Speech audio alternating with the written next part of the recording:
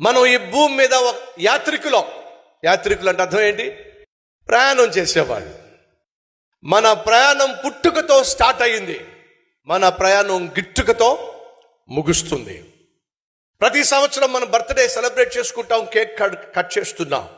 అలా cake cut చేసిన ప్రతిసారి ఒక వాస్తవం మనం గుర్తించాలి. ఏమిటంటే మరణపు మైలుకు మనం ఒక సంవత్సరం దగ్గరగా చేరాం. అంటే పోయే కాలానికి, అంటే వెళ్ళిపోయే కాలానికి ఒక సంవత్సరం దగ్గర పడ్డాం. మనం యాత్రికులం. దేవుడు అద్భుతంగా ఈ భూమిని సృష్టించాడు.